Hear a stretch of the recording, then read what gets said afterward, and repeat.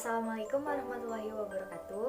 Izin memperkenalkan diri, nama saya Dwi Retno dari kelas 12 TKJ 1 asal sekolah saya yaitu SMK Negeri 1 Ketapang. Di sini saya akan memberikan beberapa video tentang produksi masak.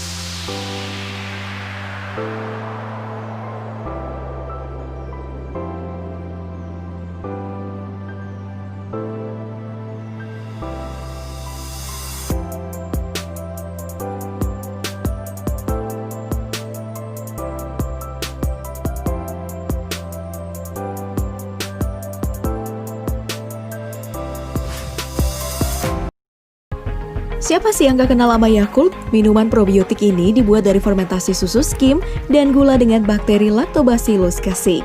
Yakult ditemukan oleh Dr. Minoru Shirota pada tahun 1930. 5 tahun kemudian, ia pun mendirikan Yakult Honsa Co. Ltd. Proses produksi Yakult dimulai dari proses pembibitan ini yang dilakukan secara manual. Lalu fermentasi selama 7 hari, kemudian tahap pencampuran gula dan air. Lalu proses pencetakan botol menggunakan 15 mesin.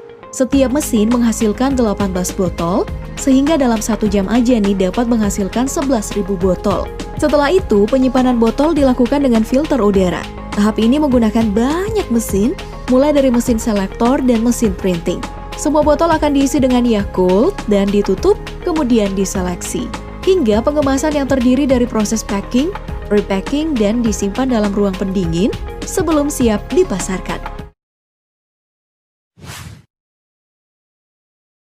Nah, kalau kecap, pasti semua orang udah kenal dan pernah mencobanya.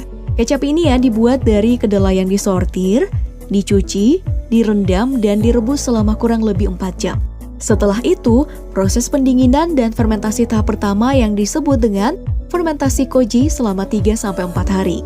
Lalu, dipindahkan ke dalam drum dengan ditambahkan garam. Tahap ini kemudian masuk dalam tahap fermentasi kedua atau sekunder, yaitu fermentasi moromi. Semakin lama proses fermentasi garam ini, maka rasanya pun akan makin enak. Dari proses ini, bakteri Lactobacillus delbrueckii dan ragi Saccharomyces akan bermunculan. Inilah yang membuat kecap memiliki aroma dan rasa yang khas. Selanjutnya, sari kedelainya diambil dengan beberapa kali proses penyaringan dan dimasak sampai kental. Setelah dimasak, kecap disaring lagi nih, hingga siap dikemas dan dipasarkan. Halo teman-teman, kali ini Bobo akan menceritakan perjalanan susu UHT. Mulai dari peternakan, sapi-sapi diperah untuk diambil susunya. Kemudian, susu dibawa ke pabrik dengan menggunakan truk-truk tangki. Sebuah tangki dapat berisi 10.000 sampai 15.000 liter susu. Susu dalam tangki harus dalam keadaan dingin dengan suhu 4 derajat Celcius. Ketika sampai di pabrik, susu diperiksa, mulai dari bau, suhu, kandungan bakteri, dan lainnya. Setelah diperiksa, susu dimasukkan ke dalam pabrik melalui pipa-pipa. Pipa-pipa itu mengalirkan susu ke tangki pencampuran. Tangkinya besar sekali loh teman-teman. Tangki ini dapat diisi sekitar 30.000 liter susu. Nah, di tangki pencampuran, bubuk coklat, gula cair, dan lainnya ditambahkan ke dalam susu. Setelah itu, susu dipindahkan ke tangki homogenisasi. Di sini, lemak susu dihaluskan. Tujuannya agar lemak lebih menyatu dengan air susunya. Tahap berikutnya, sterilisasi susu, yaitu susu dibersihkan dari bakteri.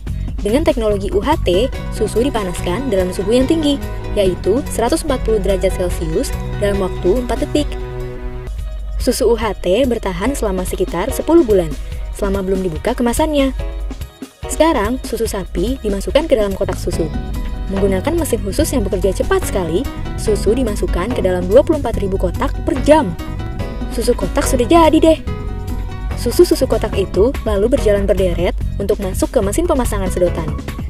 Setelah itu, dikemas ke dalam kardus. Pengemasan ini juga dilakukan dengan mesin.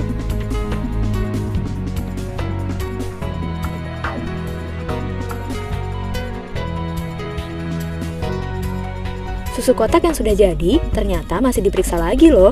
Caranya, setiap 20 menit sekali diambil 10 kotak sebagai sampel atau perwakilan. 10 kotak itu lalu disimpan selama seminggu dan diperiksa di laboratorium. Di laboratorium, susu diperiksa aroma, rasa, kepadatan, tingkat kemanisan, dan sebagainya. Wah, perjalanan susu di pabrik ternyata panjang ya.